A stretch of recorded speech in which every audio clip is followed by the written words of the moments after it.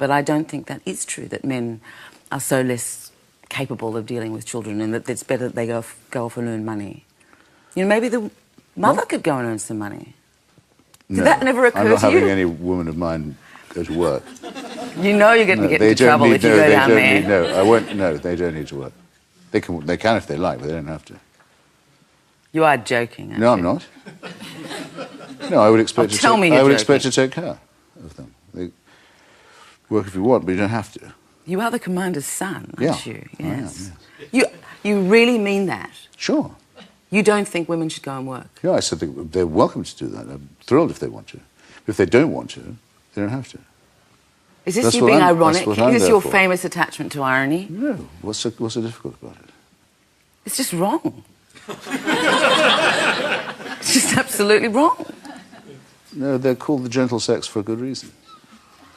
You want to see them coarsened in the coarsened in the labour market? No, not if they don't want to. You're 61, they shouldn't feel they not have to. 180. No, that's not good. I'm here to. I've given you every single chance to opt out of that last statement. statement. Oh no! I mean, that's my view. I don't think a Mrs. Hitchens should have to work. It's been lovely to have you. Thank you so much. Oh, it's very nice of you to invite me. Please, a huge thank you to the sexist but charming Christopher Hitchens. Thank you, Dan. The only thing one had to discover was whether one was an atheist or an agnostic. That's what we used to ask ourselves. And that word also coming from another Huxley, Thomas Huxley, who coined it during the debate over evolution. It's a very new word. Theoretically a middle position. Some people don't like atheist for another reason, which is all it does is to say what you don't believe. It isn't very positive. It's a negative affirmation, if you like. I don't mind that either. I think it's a perfectly good question to be asked, and I think one's answer should be honest. If you say you don't believe, which is what an agnostic has to say, because an agnostic says, I can't decide it, well, it means you don't believe in God. Otherwise you would have decided. Well, if you don't believe, you're an atheist. Because to be a believer, you have to be not just, in my view, a deist, in other words, someone who believes that there is a God. That all your work is still ahead of you as a religious person, if you believe that. To be a religious person, in other words, a theist, you have to say that you think that God intervenes, cares about you, has a plan for you, takes an interest in human affairs, and can, in fact, be solicited to intervene. I mean, can answer prayers, can perform miracles, and so that you have to believe that. Now, I frankly don't think anyone really believes that. They would like to believe it. I wouldn't like to. I don't think it'd be a nice idea if it was true, but that's a different question. Why wouldn't you like to believe it? Wouldn't it be nice to believe that there was somebody up there looking after you, Christopher? No, which is why I say, in fact, very deliberately, that I'm not an atheist, I'm an anti-theist. In other words, I'm not just one who's concluded that it's not true, or rather that there's absolutely no evidence to think that it is true, which is the furthest you can really go.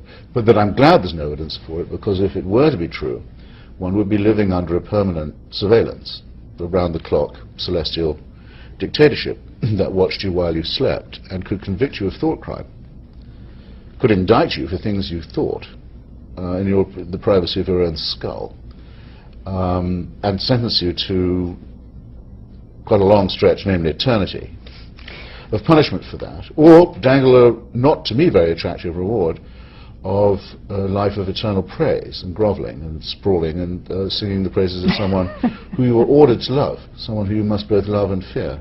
That used to distress me when I was little as well. How are you supposed to love someone who you're so afraid of?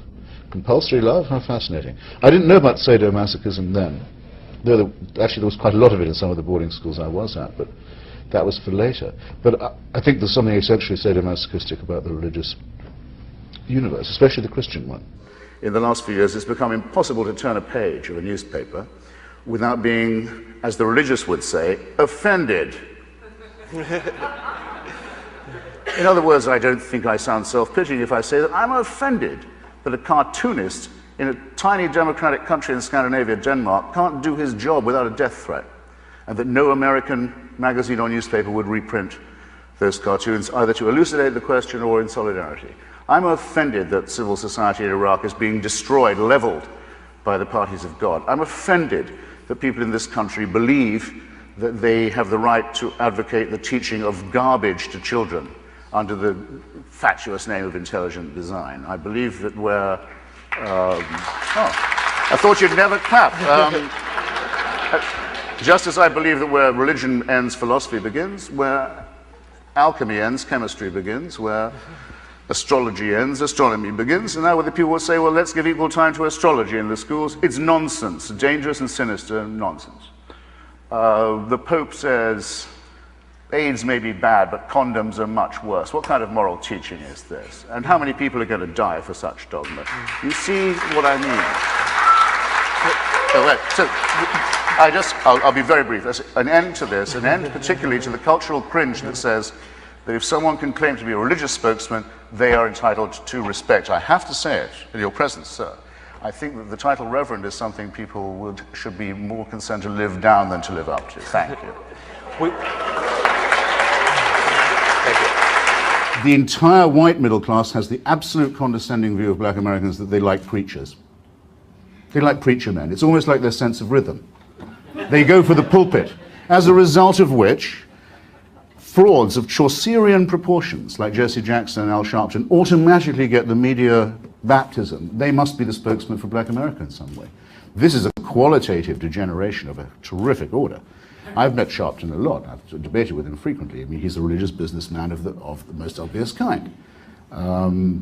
He just proves what is proved often in this country, that you can get away with anything if you put Reverend in front of your name, or if you can get people to call you Reverend. So that's what has to be opposed. We have to have the fortitude to say no. To those who are afflicted, to those who really are poor, to those who really are suffering, we will say, honestly, that those who offer them false consolation are not their friends. Who doesn't know by now that the cure for poverty is not charity in Calcutta? Who doesn't know that? Why did we suddenly decide to forget what we'd learned over the generations, that charity is an insult to the poor and a way of prolonging poverty? That Mother Teresa was not a friend of the poor, she was a friend of poverty. That there is only one cure for poverty, and that is, by the way, the liberation of women. And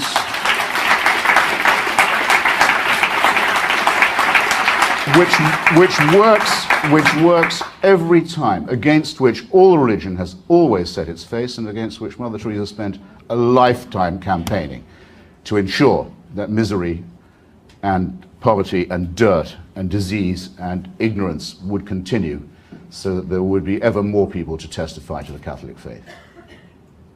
That's the way to face it.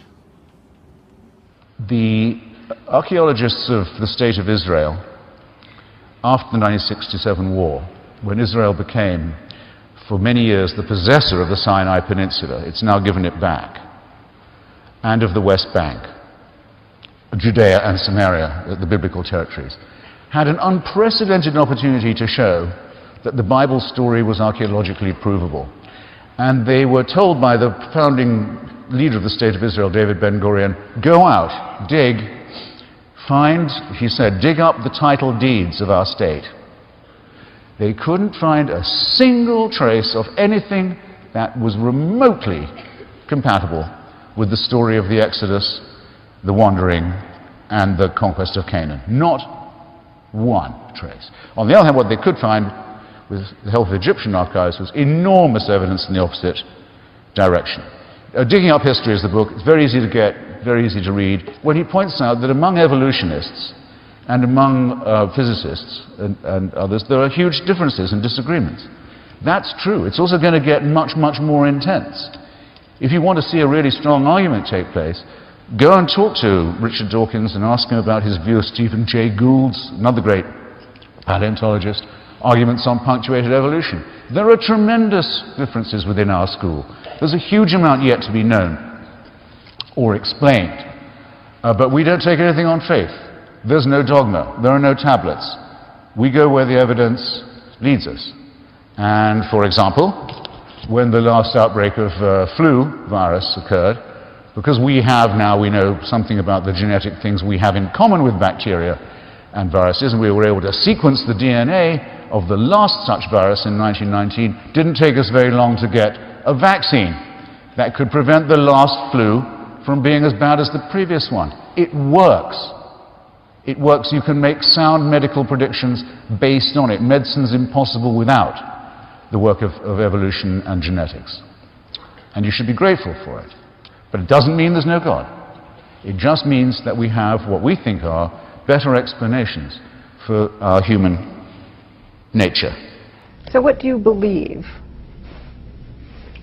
about the world, about how we got here, about what the meaning of life is? Oh, I'm fairly conventional as to how we got here. I mean, I think that what was originally initially insultingly called the Big Bang was called the Big Bang by Fred Hoyle in an attempt to discredit it, now accepted as the origin of the cosmos, and it's moving away from us at rather a rapid rate, and it's one day going to flame out. Probably not in our lifetimes, but could be. And then we now know, thanks to the unraveling of the human genome, an enormous amount about how we come to be here, what we have in common, not just with other animal species, but with plants as well. In other words, that we are part of nature, we're not a separate creation from it. That's all had a very humanizing effect, I think. It's done away more or less with racism. It's done away with creationism. Various superstitions are falling away. It's also very beautiful to study the double helix. If you want some awe in your life and something transcendent and numinous, because I think everyone wants the transcendent and the numinous, I just think they shouldn't confuse it with the supernatural. If you take a look through the Hubble telescope or at the intricacies of the double helix, that's enormously more beautiful and awe-inspiring than the burning bush, for example. A lot of people will talk about atheists as being angry, and that people who are sort of militant atheists are really angry people. Limitlessly curious, yes, and proud of it. And at a time when there's so much to know, I mean, so much to be reading and finding out about in the natural and scientific world. For someone like myself as a non-scientist, and then angry, impatient certainly. Fed up of being told, well, faith should be respected. Why should it be? So, well, you may not believe you should respect somebody's faith. I don't see why I have to. Romney thinks that the Battle of Cumorah took place in upstate New York in the legendary past, shifting biblical scenes to North America, and the handsome light-skinned ones won, and the dark, horrible ones were condemned forever afterwards to be African American, and weren't admitted to his church till 1979. If he wants to believe that, he can. He cannot make me respect it. I've just written a column saying I think it's detestable that he was ever a member of such a church. He was an adult member of a racist organization. He owes us an explanation. Instead of which he says, don't ask, that would be attacking me for my faith. No. See, I can get angry. That pisses me off, actually. I said that the idea of God is a dictatorial one to begin with. The belief in a supreme, eternal, invigilating creator who knows what you think and what you do and cares about it and will reward or punish you and watches you while you sleep is, I think, a horrific belief. A man-made one, fortunately. I'm very glad there's no evidence for it. Let me, in case I was misunderstood, let me assert again. I think it's innately an awful belief. However, the cleverest theologian, and have been some, has never been able to demonstrate that such a person exists. It's impossible to do so.